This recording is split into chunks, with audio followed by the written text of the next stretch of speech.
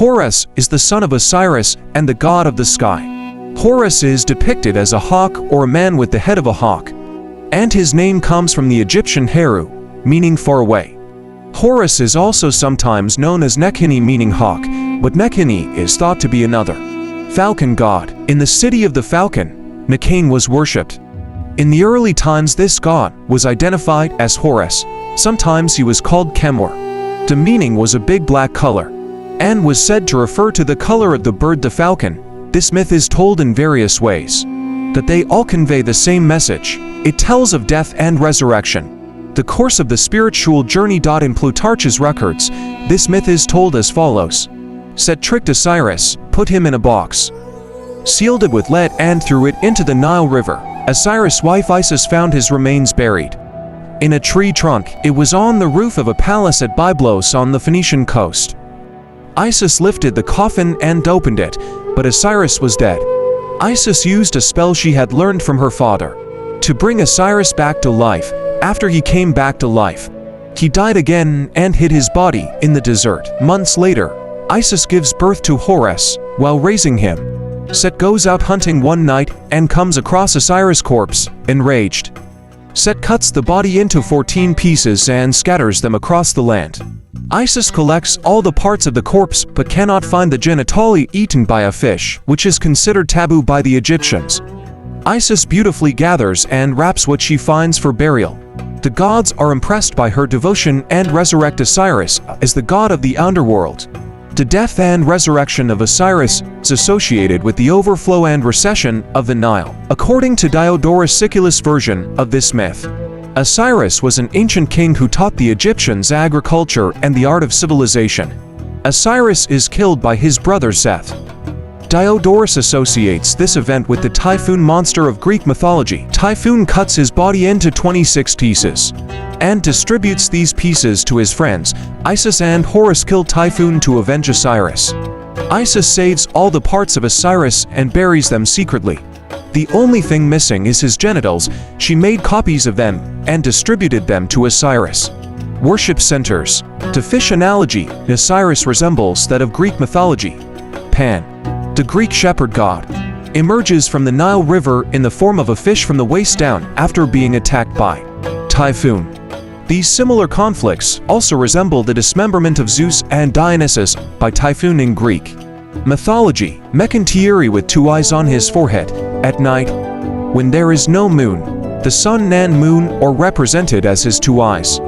In this form, he was considered the god of the blind. Horus the Great, the first form of Horus, it means the god of light.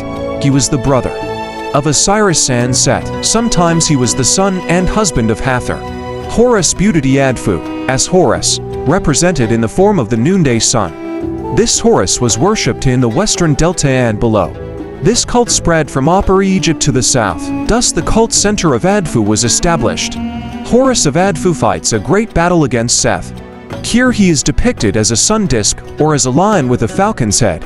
Ra-Harakht Horus of the two horizons, identified with Ra. It describes the daily journey of the sun from horizon to horizon. Ra-Harakht is a combination of two gods, a hawk or a man with a hawk's head, wearing a sun disk and a double crown, or the sacred viper and the crown of the Adef. Harmakhut Horus of the horizon, depicted as the rising of the sun, he is associated with Khepri. He is considered the guardian of reason and wisdom. He is sometimes depicted as a falcon-headed man or a falcon-headed lion. The best known form is that of a sphinx or ram-headed sphinx. Harcesis Horus, son of Isis. This Horus is the son of Osiris and Isis. After the death of Osiris, he conceived the spells and was raised by Isis on a floating island in the marshes of Buto. The boy was weak and in constant danger from the machinations of his evil uncle, Seth, who kept sending snakes and monsters to him, but his mother Isis, who was skilled in the magical arts, and used magic to close the mouths of the creatures, protected and raised the young Horus. Herondotes, Horus, the avenging son of his father, Harpon-Ebtali. Horus, lord of the two coasts. Harpocrates little Horus, he is depicted as a small child. With the rising sun and being suckled by Isis, he is usually depicted as a sitting child, sucking his thumb and with a shaved head. Even as a child he is dressed in a royal crown and viper. Horus, the son of Osiris, became almost the pharaoh of Upper Egypt and protected them continuously. After the creation of the world, Horus perched somewhere and became sacred. In some cases Horus was attributed as the Jebel Lord. In this form he was worshipped especially in Buto, for example. Isis was always Horus' mother and never his wife. Osiris is Horus' father and Horus is not Osiris' father. The story goes like this. Osiris' brother Seth is jealous of Osiris and fights to kill him. After killing Osiris, he cut him into 14 pieces and scattered them all over Egypt. Meant Horus the Great in Egyptian. That the term Horus the Great was usually used, by the way, in his struggle with Seth. Seth lost a gonad Hea crystal and it is said that Seth was barren because of this. Horus writes, I was also gouged out. This may also explain why the sun are known as Djibouti. The Djibouti form was eventually depicted as a heron. His roosting place was considered sacred.